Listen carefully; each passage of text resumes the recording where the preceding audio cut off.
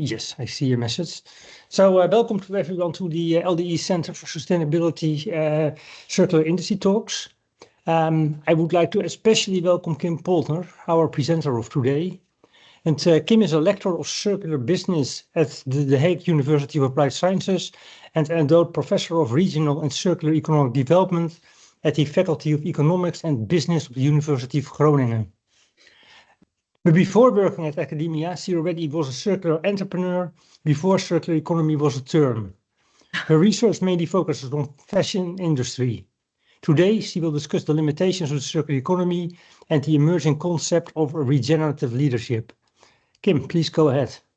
Yeah, thank you so much, Ruud. And what a pleasure to be with you in this space this morning. Thank you for having me. Yeah, so thank you also for this nice introduction. I'm indeed coming from entrepreneurship some time ago. I now define myself as an entrepreneurial academic. So I always try to push the boundaries also of the field that I'm researching and studying with my team. So today I will, show you a little bit what my journey is the last couple of years and how I've moved from, really studying and trying to push the circular economy to understanding that we maybe need something else and that something else might be regenerative leadership. So I suggest that as an alternative, as a new dot on the horizon for us to look at. And in the meantime, I will shut down my email so that we don't have any background noise. My apologies for that. So basically, when I ask my students, what is this plant? Do you know what plant this is? Very few people raise their hands. This plant grew in my garden last summer. Maybe you know what it is. It's a mixture actually between pumpkin and zucchini. But when I then asked them if they know the brands, the companies behind these logos, it's pretty obvious, right? So of course, when you are teaching at a business faculty, it's common for the students to know what these logos stand for, but it's a bit of a shock actually when they realize, wow, we don't know which plants grow our food, what they look like, right? So we're so disconnected from nature nowadays that we don't, these things are not common knowledge anymore, right? So let me tell you a little bit about myself in a more uncommon way that I learned last year from a scholar from New Zealand, where we of course have the beautiful indigenous community, or the people, the Maori people, and they introduced themselves in the Papaya way, which I found very inspiring. So my name is Kim Poldner. And I was born in the city of Den Bosch in the south of the Netherlands, where we have a large cathedral, because the Maori always ground themselves in the place that they're from. And they usually point then out, when they introduce themselves, they point out the highest mountain in that area. But of course, in the Netherlands, we don't really have mountains. So that is why I always mention the St. John's Cathedral. Then the next thing is that the Maori point to the largest body of water from the place where they're from. In my case, that's the River Maas, which flows next to the city of Den Bosch. And then they move on to a higher, like, macro level. So the city of Den Bosch, the province of North Brabant, in the country of the Netherlands, of course, in Europe. And then we're turning to my name, because of course a name can also mean a lot of things. My name originates actually from the east of Europe, can be derived from Söldner, the German word Söldner, which means warrior. So I commonly refer to myself as an eco-warrior. And then my first name is Kim, which my parents gave me because they thought that I would travel the world and it should be an easy to pronounce name, which was quite a foresight from them. And in the Netherlands, actually, or in Dutch language, it means horizon. So I always try to put that dot on the horizon of where do we want to go? And that also helps me, to be honest. I saw the Planetary Boundaries TEDx talk from Johan Rookström yesterday, and then I can get easily also feel uncomfortable and hopeless. So it helps me to constantly think, but wait a minute, you know, that's the horizon that I want to work towards. That's the world that I want to live in, even though maybe today's world is not so comforting. So very quick, the more boring introduction of my personality is, I have a PhD from the University of St. Gallen in Switzerland, spent some time in Canada and also in France as a visiting scholar, and I've been a professor at RUC since January. So one of the frameworks that I usually really like to talk about is the 3-horizon model by Bill Sharp. Maybe some of you know it already. This is a very simplified version that I love. It's playful. And here it really shows that we need to sort of move away from business as usual, which is losing its fit for purpose, towards that viable future, the green line that goes up on the right side. And that is where I put my dot on the horizon, right? And then in between, we have the blue line, which is the innovation that we need towards going to a viable future. We also call this the X-curve, the more even simplified version that the Drift Institute also uses. And I always ask my students, so where would you plot solar panels, for example, or electric vehicles? I'm curious what you're actually going to say. So I'll leave that for later when we do the Q&A. This is another version of that. This is the X-curve from a Drift report, actually on the circular textiles industry. And here we see that we put a lot of effort in textiles, but I think this is also the case for other industries, on optimization of the old regime and on experimentation to build that new regime. So we try out a lot of different things with circular business models, but we fail to actually be able to scale them up, accelerate, also put finance to them so that these companies can grow. So I think it really shows what the problem is. And how we should change that, how we should address that. Yeah, this is where, of course, we're in autumn right now. So this is my big inspiration, thinking in a more regenerative way, because in autumn the leaves the trees shed their leaves, but they don't create waste. Of course, they become compost on the ground, right? So this 3.6 billion years of R&D that nature offers us is so incredibly inspiring, and I try to enjoy it every day and to be nurtured by it every day, with the realization that we as humans, of course, do a pretty shitty job in managing our waste. aka that's where the circular economy comes in. But to me, the circular economy should be plotted somewhere between here the word sustainable and regenerative. So if this framework is coming from work by Daniel Christian Weil, Laura Storm, and Giles Hutchins, who've been writing a lot about the regeneration and regenerative cultures. And here we see basically the evolution of sustainability as a larger concept. So moving from the conventional towards green, making maybe a little less negative impact towards sustainability. And of course, sustainable development is this huge container concept towards more restorative and then regenerative all the way on the right side, with somewhere in the middle, the B Corp plotted as well, and the SDGs, which I think is very interesting. So my work now tends to really move towards the right side of this diagram, where we're really looking at living systems perspectives and nature's wisdom. And yet again, this diagram was also really an eye-opener for me, because of course we work a lot with the SDGs, but this cake model, as they call it, shows that there is a hierarchy in the SDGs, right? So that basically an economy or even a society cannot exist when we don't take proper care of our biosphere.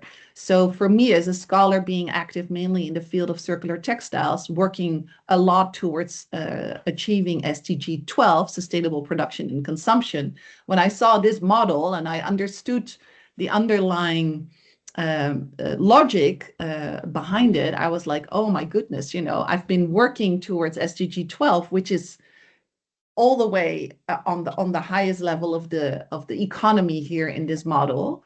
But if we don't work on the SDGs that are covering the biosphere, there's no SDG 12. There's no effort that we can make there. We need to first make sure that we take care of the fundament, basically. So yeah, this gives a different perspective to the SDGs. Yeah, I have here a little video on regenerative agriculture, but I'm not sure if that works now. So I'm just gonna skip it. You don't dare to try it? Sorry? You don't dare to try it? No, it's not working. I see. Okay, pity. So, but are the slides gonna be shared in a different? No, I guess not, right, Ruud? No. The recording is shared.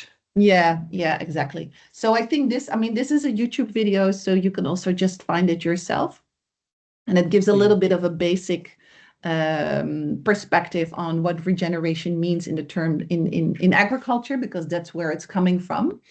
And of course, Kate Rayward also writes beautifully about this in her Donut Economy book, that it's about restoring, right? So for me, the circular economy is really about limiting CO2 emissions, managing material streams, closing the loop with those streams, and creating a net zero impact. And for me, regeneration is about restoring and healing what we have already messed up. So it's about a net positive perspective, which really, in my perspective, goes beyond what we're doing, what we're trying to achieve with the circular economy. So we have been working with 2 PhDs now on particularly regenerative business practices, because regeneration we see emerging as a paradigm for business innovation, transcending circularity by adopting an ecosystem approach. And rather than simply mitigating harm, regenerative practices seek to generate positive impacts, restoring socio-ecological equilibrium for the entire ecosystem. And regenerative business models offer a path towards a more responsible future by incorporating strategies that go beyond net zero, as I just mentioned, and focus on actively restoring, healing, we say, the natural and social systems they operate in, creating a more holistic net positive impact. That's from work by Nancy Bakken, actually published this earlier this year. So other work outside maybe of the regeneration space, I think Daniel Christian Waal is really the main author there. But these authors have also really influenced my thinking and made me go further in this direction. So I highly recommend all these 3 books: Earth Emotions by Glenn Albrecht, Braiding Sweetgrass by Robin Wall Kimmerer, and Sacred Nature by Karen Armstrong. All 3 of them really profound, beautiful writings that give really a perspective of like, okay, are we moving towards the Symbiocene? We often talk in the circular economy about the Anthropocene or the Anthropocene, we could say. So that conceptualization of how humans have destroyed the planet was really bothering me the last couple of years because it was so negative. So when I encountered the work of Glenn Albrecht, who writes about the Symbiocene and how we can also frame our being and our relating in the world as a relational way of living in symbiosis with nature outside of us, because of course we are inner nature, but let's say I go into the forest, that's outer nature. And I really like that perspective a lot. And I think it really connects with the regenerative discourse as well. Yeah, so here some of my personal takeaways from these books is that we are nature indeed. Life consists of commingling microbiomes, and there's no separation between trees, humans, animals. But there's a flux of bacteria, viruses, and fungi all playing a vital role in our existence as collective beings. And this is more than an entanglement. It's a shared property of life, which Albrecht calls biohuman. I've done a lot of work with actor network theory, so I've always taken a more material perspective, and this for me was like the next level in that thinking of about the world. And what was also really eye-opening here is that if there is no separation at both the microscopic and macroscopic scales, the term the environment makes no sense. It's the product of erroneous dualistic thinking typical of the Anthropocene separation. And that was really like, oh, I was raised in a culture of thinking in people, planet, profit, right? In environmental studies, environmental perspective of like, we need to protect the environment. So to read that separation is actually artificial, man-made, was really like sort of, yeah, crazy for me to try to understand that. And instead, he says life is all about symbios, or the living together with each other and other types of beings. The Symbiocene will be characterized by human intelligence and praxis that replicate the symbiotic and mutually reinforcing life-reproducing forms and processes found in living systems. Yeah, just beautiful. Not easy work by Albrecht, but really profound in my perspective. We should view the earth as a universal soil that supports all life forms and their vitality. And depletion of the soil leads to depletion of the vitality of life, including the human psyche. In carelessness for the soil, we are turning the physical world into a wasteland and wonder why the dead land, the cactus land, is within us too. And I think here we're tackling a little bit what we call the polycrisis. So basically, I think Kees Klomp also says, you know, when we're destroying the world, we're destroying our inner world as well. So some people say that the climate crisis and the crisis of biodiversity loss is directly connected to the mental health crisis that we're facing as a humanity. Albrecht offers a beautiful vocabulary of terminologies that sort of capture those emotions of us living in these distressing times, right? And one of them is the word solastalgia that has really been adopted by artists around the world, which he calls the lived experience of distressing negative environmental change that can be healed by participation in earth repair. Desolated places and psyches are both healed by restoration and repair of that which is causing the problem. So he describes in the book really how how it mentally affected him so badly and emotionally to see some of his native land in Australia, he's from Australia, see being completely messed up by the mining industry. So the whole landscape just was completely disrupted, and how that affected him. Yeah, so when we're thinking about symbiosis, about regeneration, I think the work of Neri Oxman, Israeli-American architect and scholar, is really profound. So she creates these installations made out of different biomaterials as an alternative, of course, for the construction industry and architects, where it's really also about, can these materials still live on even when they're when they've been shaped and crafted into a structure like this? Can they cohabit, co-live, co-evolve with the humans that maybe occupy that space? This is the Aqua Hoja installation of her work. Yeah, and then back to the regenerative discourse from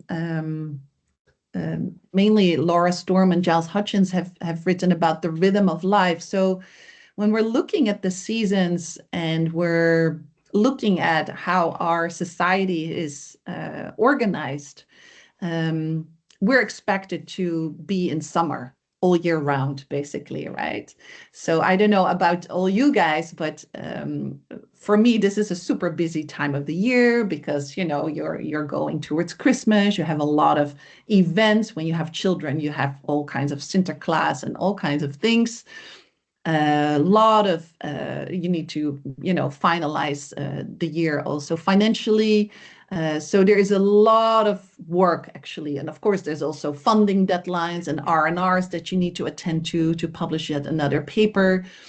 So we're basically pushing at this time of the year, while it's the opposite of what nature does, right? Nature actually withdraws, dies off, takes space to compost. Is wintering, right? So nature is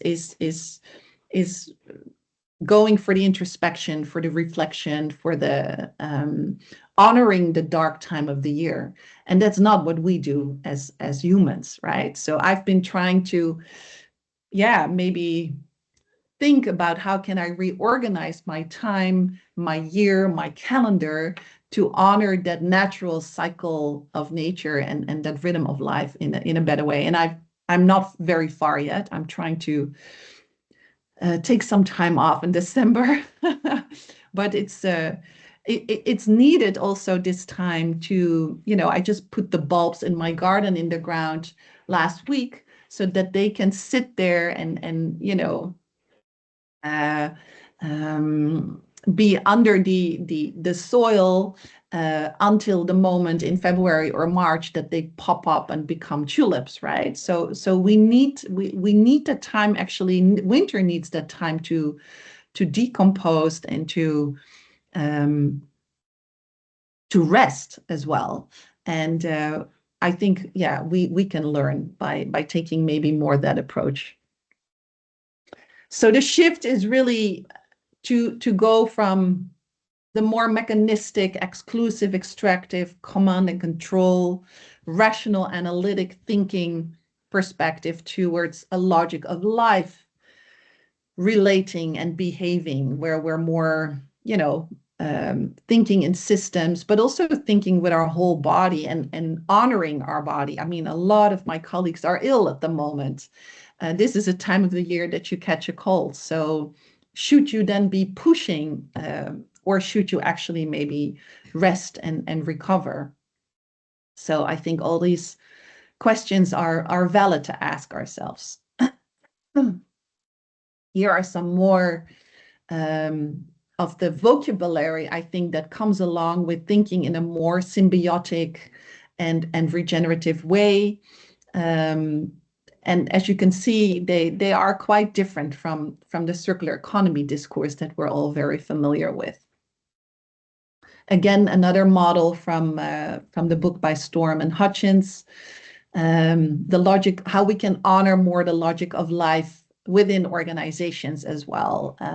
So within ourselves, within organizational cultures, and also in our designs of organizations and products, of course, as well.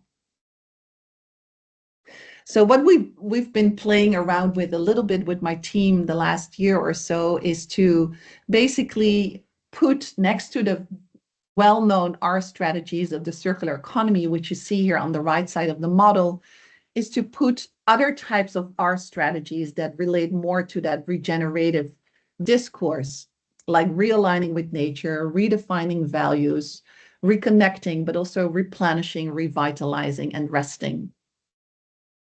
And I'm just going to walk you through a few of I'm looking at the time as well, of the examples that I've had in my own research projects.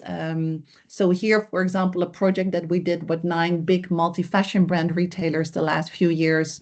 And I spoke with one of the retailers in a meeting, and that's a family company. They've been around for about 100 years.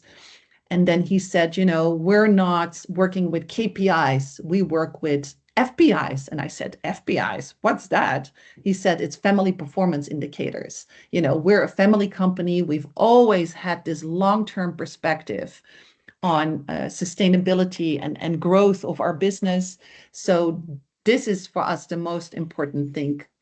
And I really liked, that idea of family performance indicators. So this is, redefining values from this model. I think this is a nice example here. Another one is the work that I'm doing with, 1 second.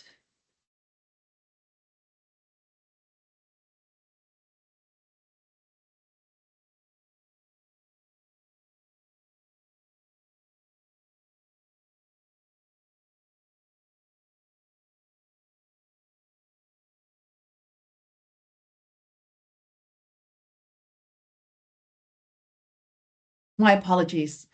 Another practice or strategy on the left side of the model that I just presented to you is realigning with nature. So here you see fashion designer Joline Jolink, who has been a very successful sustainable fashion designer here in the Netherlands for the past 18 years. And she decided to sell one of her stores, her physical stores, and move her company actually to the east of the country from Rotterdam, buy a farm, and start cultivating flax for her jacket. So the jacket she's wearing is a flax jacket.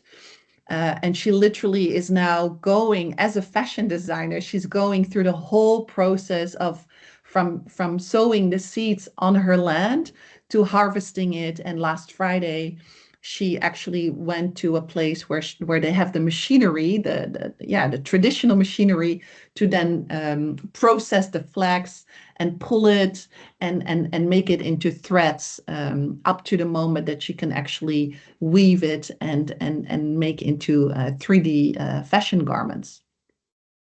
So it's very interesting to see and to witness from up close, because we're working with her, how she has this longing as a designer who's always worked with materials and has a flourishing business, but how she's really feeling that desire to be closer to nature and to understand better where the crops are coming from that can be made into garments. And this is the third project that I wanted to refer to. Maybe some of you recognize this American celebrity. Her name is Gwen Stefani, and she is here featured in the American Vogue last Christmas in a dress that we created with a couture designer here in the Netherlands, Ronald van de Kemp. And it's made from textile trash.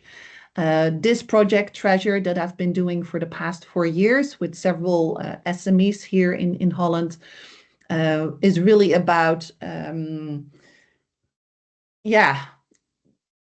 I think the beauty of the project is that we really closely got to know each other, really supported each other, up to people dropping out with burnout or even brain tumors. And really, we've become friends, basically. We have such close relationships. And we also, when we encountered problems, we really addressed them through, for example, doing systemic work together, family constellations. So the collaboration was so profound and gave us so much space to be radically honest with each other and to also really honor the different rhythms of the different organizations. I think that to me is a beautiful example of what collaboration should be looking like, beyond just the instrumental, rational, logic way of, okay, you're a professor, I'm a professor, we have a PhD, and we have that relationship. So I think, it was really, to me, one example of regenerative practices in working together in that project. And if you're thinking, wow, these are maybe nice examples, but they're smaller companies, actually, there are some large companies that are working already with regenerative practices, such as Danone. in how they do their practice their agriculture, but also in how they shape their company. Vivo Barefoot, a British footwear company, is also really implementing regenerative practices in their entire organization. So Giles Hutchins has been supporting them in that process. So really space for personal development, for sharing circles when it comes to, for example, worries around climate anxiety that I see a lot of my students also suffer from. So to creating safe spaces in an organization to have those types of conversations, I think is really important in that, regenerative leadership space.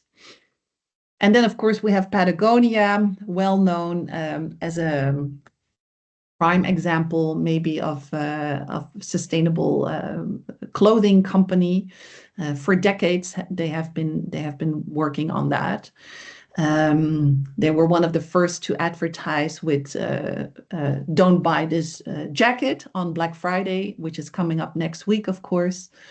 The Walhalla of consumerism.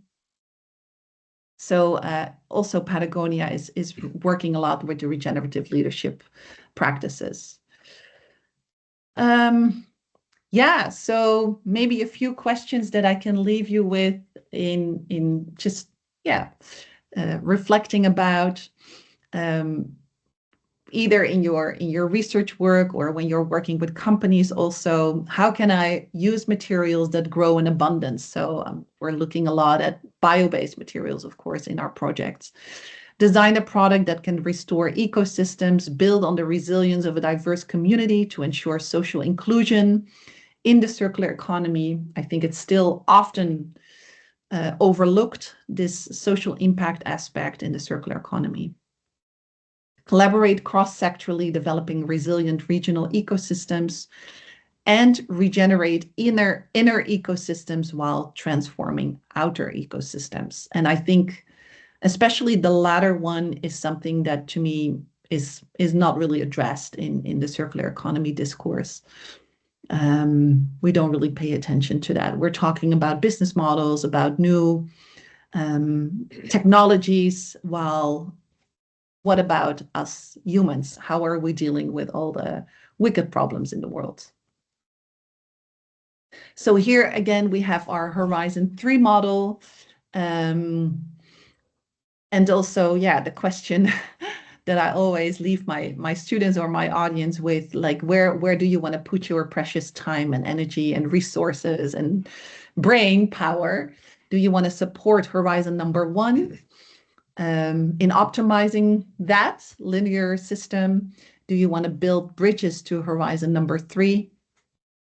But are you being progressive enough there, or disruptive enough, or are you actually only, let me not say that in an unfriendly way, but are you working on Horizon 2 only? Well, maybe you should strive for more the top of the green line here. Creating regenerative cultures. I think this was really my talk. Maybe one takeaway for you that might be interesting to look at. We did a project, rounded it up just before summer, and created the Regenerative Leadership Toolkit, which is freely available, can be downloaded from the website of the Hague University of Applied Sciences, and might actually be a fun tool. We developed it for SMEs that we're collaborating with, but it might be a fun tool for you also to look at and to see if there are some practices that you could adopt and make part of your daily routine. But I think it would be wonderful to have a conversation now with all of you, or some of you. Maybe you have some questions, and maybe the question that we can open with is like, where would you plot the circular economy here on this 3 horizon model, or where would you plot an innovation such as solar panels? So that might be a question to start the conversation with. Yeah, thank you, Kim, for this really inspiring talk. I think you really put a regenerative dot on the horizon. I think there is a lot of things to discuss, and starting with your question might be one thing. Let me first see if there's anyone in the audience who would like to kick this off.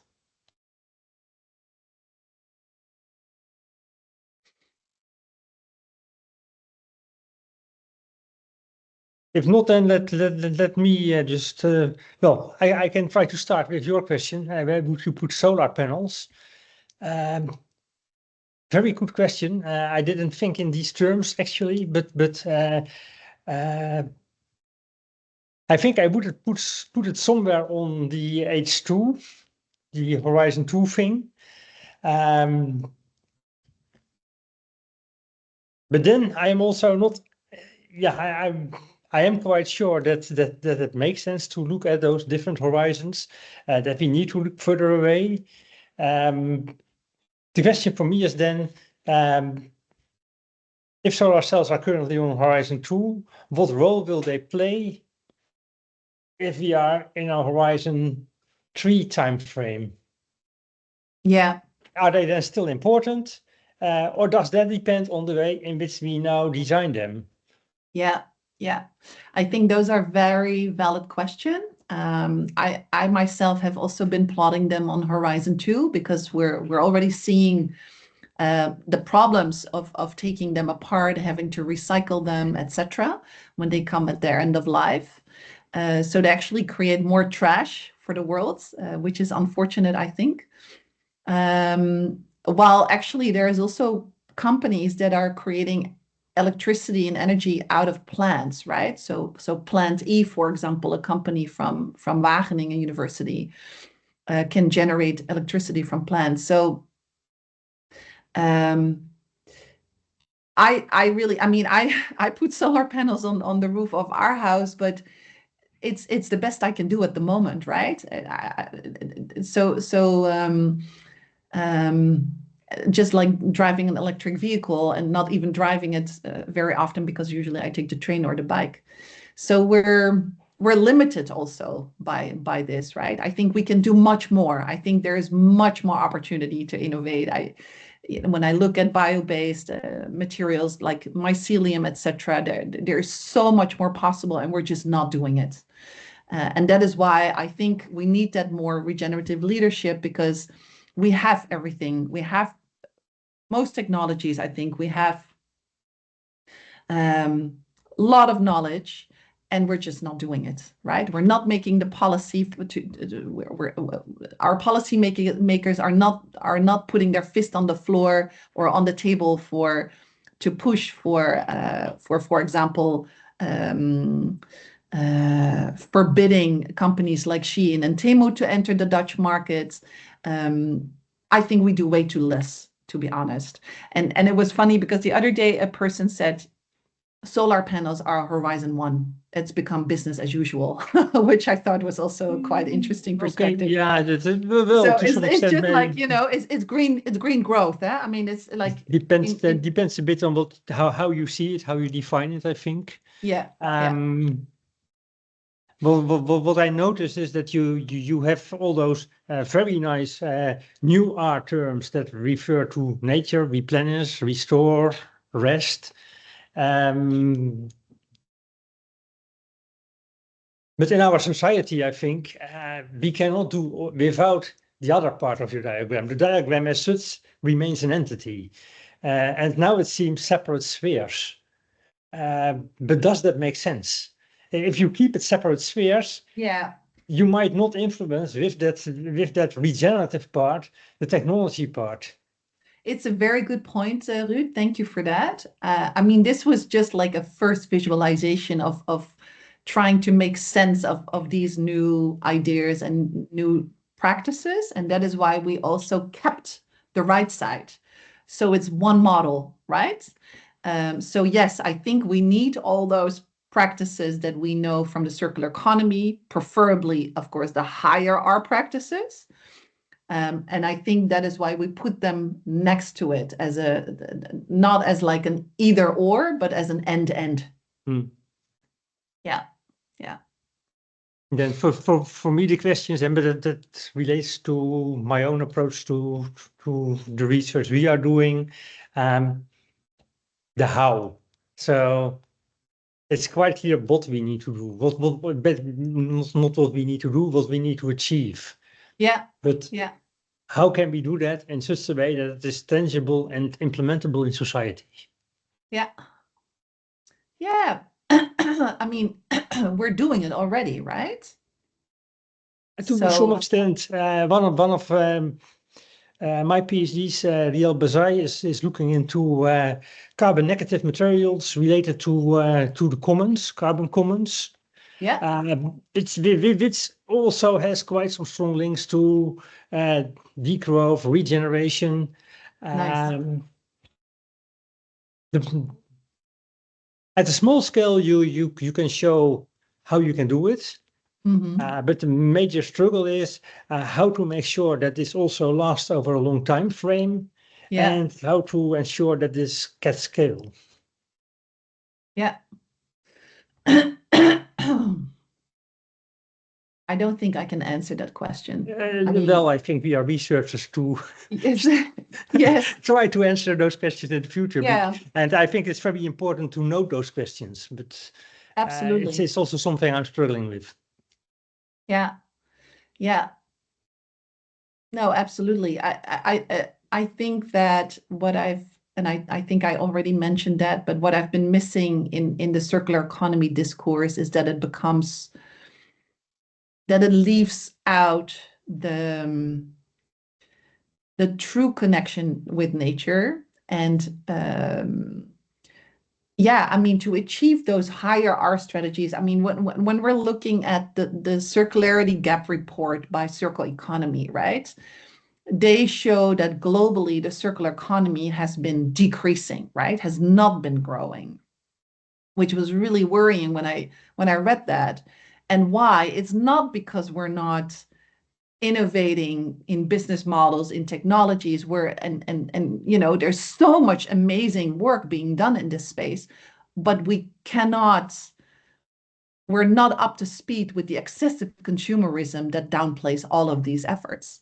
And there you arrive at the higher R strategies of refuse and rethink, and you know, and that's where we need to put our efforts, I think, more. And that is why we felt also like, okay, in order to achieve that and to have more impact on the higher R strategies, we need to do more work on the left-hand side of that model that we showed you. So, I mean, I'm talking now with several parties in the Netherlands on developing like a BOP campaign, like a consumer awareness campaign around circular textiles, because the last 3 years with the ultra fast fashion companies have just seen like all the work in the space of the wonderful, you know, designers and entrepreneurs is just completely wiped out, you know, with the growth of ultra fast fashion. So also very worrisome that those also experiments, you could say, grow to a huge scale in no time, whereas many of those interesting circular experiments don't get any scale. Yeah, no, Why? absolutely. No. Yeah. I mean, I would not call Shein an experiment. I would call it a monster. I mean, they're highly efficient in how they, I mean, it's factory to consumer. So it's the business model is super smart.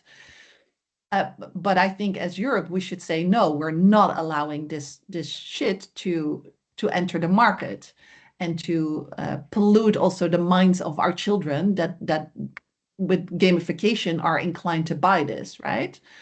So I think in my perception, and that's why I mean, I'm a circular business scholar, but I've been collaborating a lot more with behavioral scientists in the last year, because I think we need to have much more knowledge on how to deal with that.